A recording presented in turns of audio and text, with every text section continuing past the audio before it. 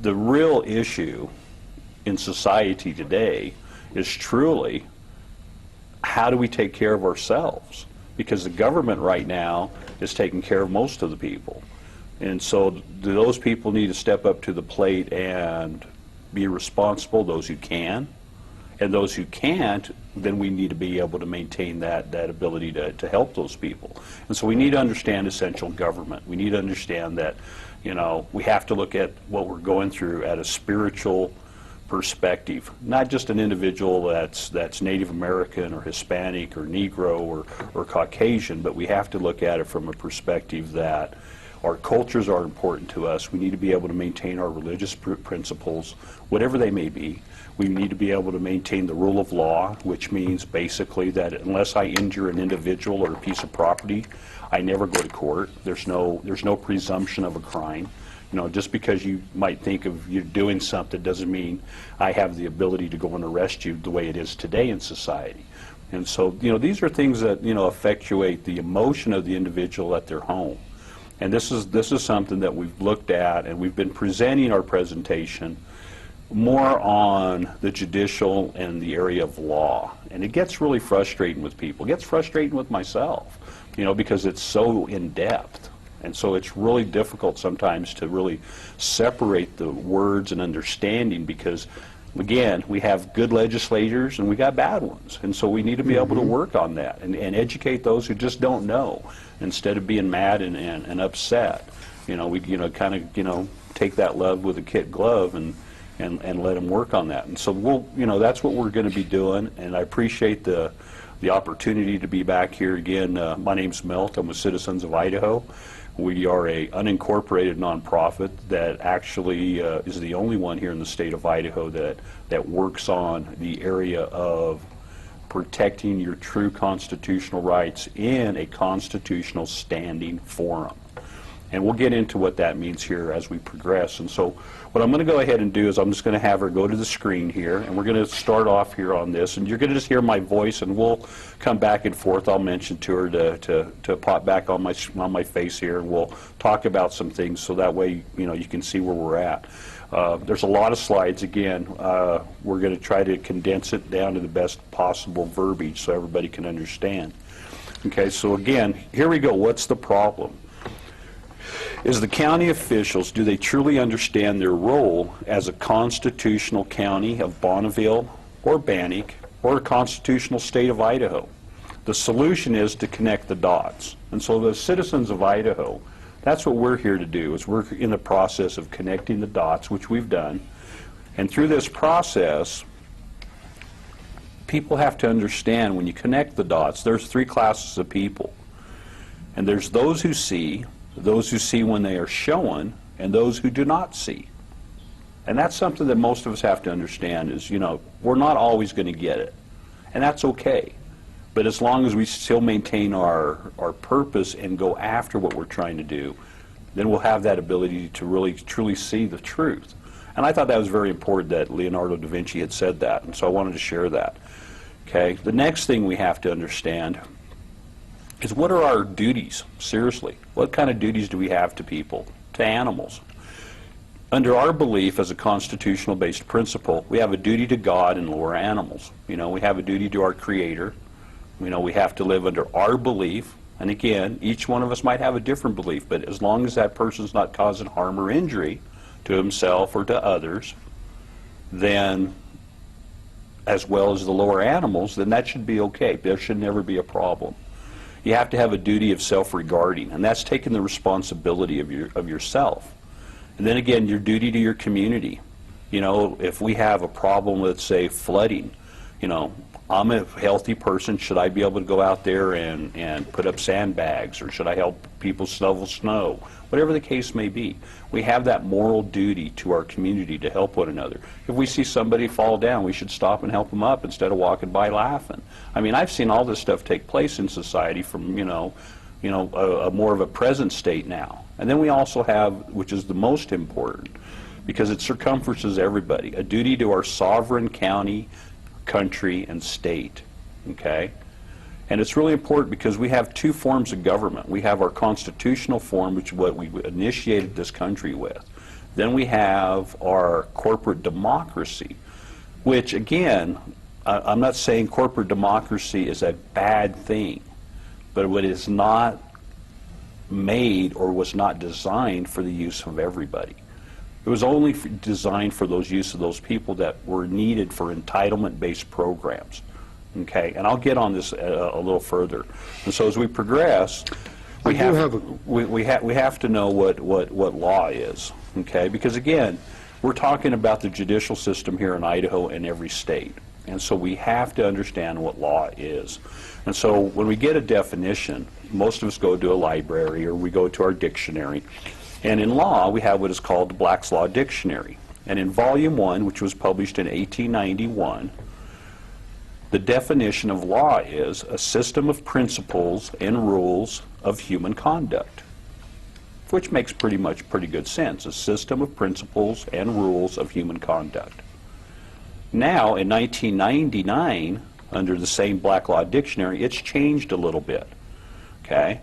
A regime that orders human activities and relations through a systematic application of the force of politically organized society.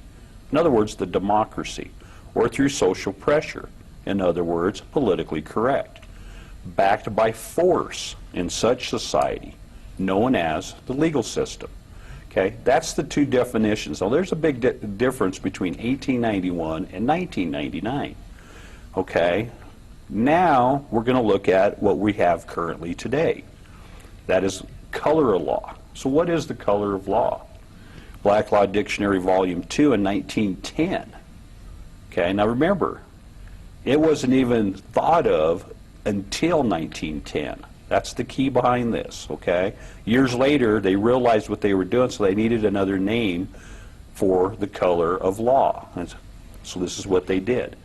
Okay, the color of law is the appearance or semblance without the substance of legal right. In other words, it looks like law, sounds like law, might even be passed by legislation to look like law. But it violates the constitutional principles of your city, your county, your state, as well as the United States. Now, in 1999, this is what it means then. The appearance or semblance without the substance of legal right. The term USU implies misuse of power made possible because the wrongdoer is clothed with the authority of the state. Now I'm going to back this up just a second. I'm going to hit this really quick. The term USU, okay, that's a very critical term to know, because the term USU means it's the rule of interpretation. In other words, I can interpret a law under color of law any way I choose to. Doesn't matter if I interpret it right, doesn't matter if I interpret it wrong. I have the ability, because of this, to interpret it the way I see it fit, even if it violates your constitutional rights. And that's what's happening here in Idaho, as well as throughout the United States. Now, you have to understand you have to make a choice, okay? And again, the choices are very simple. Do you believe in God? Do you believe in nature? Do you believe in the Constitution of the United States? Do you believe in the Constitution of the state of Idaho? Do you believe in your duty to God and to lower animals, your duty to the community? Do you believe in your duty to yourself? Do you believe in your duty to the sovereign state of Idaho as well as the United States? You have to understand that, because what you're doing is you're going to be making a choice. And the choice is now. The choice is democracy versus a republic form of government. A democracy is actually a corporate form of the government that's led by a dictatorship known as a CEO, because again, we're currently under full corporate status as government. You have legislative policies of the United States of America, and again, United States of America Incorporated in 1871. That's when they became a business, no different than any other business, okay? Then you have your legislative policies of the state of Idaho, and again, those are the color of law through political correctness that the state legislators under the corporate democracy are voting on. Now, we can have National Socialism, or we cannot have it. I mean, it's up to that person. The key is, it's not a factor of Obama, a Democrat, okay, or Otter, a Republican. The fact is, both parties have disrupted the actual system of the republic form of government here in our country. And by doing so, this is what has taken place. We have no longer that area of true constitutional protection. And by not having constitutional protection, all these people that we're upset about, let it be gun laws, let it be health laws, let it be anything of this matter, okay, that we've voted for, that we've put our thoughts and our beliefs behind to represent us in this area of the Senate, in this area of Congress, that we are not being heard, because once they get up there, what happens? Okay, really, what happens to that person? Do they remember that we are a constitution, a constitutional republic of the United States, a constitutional republic of the state of Idaho? Or do they remember that we are a corporate body, corporate politics? Because again, think who's leading these politicians. It's the corporate people. You know, they get money from Phillips 66, they get money from Texaco. Doesn't matter what corporation they're getting from, Monsanto, Walmart, doesn't matter. They're getting all this extra money and they're using it to not benefit the people, but they're using it to benefit the corporate democracy of money, the rule of the elite. And that's one thing. There's nothing wrong with money. It's how you utilize that money that makes it wrong, okay? I mean, if you're using it for positive intentions and there's good balance, then there should be never a problem. But if you're using it for negative intentions that causes an imbalance to the general welfare of the people, then there's something wrong we have to address. And so when we look at that, how does that happen? Well, under administrative law, all governing agencies get to go ahead and utilize, remember what I said earlier about the USU, is that interpretive ruling. They don't have to go by law. They go by color of law or administrative law. And that allows that person to interpret it how they see fit, no matter what their people they're representing believe or disagree with. Okay, so this is where we have to look at the difference between the three forms of government that are currently in existence. We have what is referred to on the left-hand side, the constitutional side, and then we have on the right-hand side, the corporate side. Now, your constitutional is your republic form of government, which the United States Constitution and the state of Idaho Constitution protect. Now, the corporate side is the democracy. That's where the fees, mandates, rules, all these things come into effect that violate religious principles, religious beliefs. It violates the right to travel. It violates all these different things in life that you believe God has given you the ability to do so without another man interfering with. Okay? Just because another person doesn't like it doesn't mean they have the authority to dictate to you how to live your life, unless you're causing harm or injury.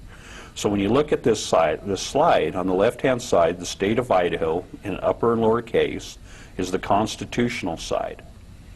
Now, when you look at it in the center where it says this, that's the side of the state of Idaho, which is the municipal. We're at the big S and a big I. So it gets to play in the constitutional as well as the full corporate democracy side, which again is that. And that's your state of Idaho in all caps. Now, every county has the same thing. County of Ada constitutional, Ada County municipal, and Ada County in all corporate capacity. Same with the cities.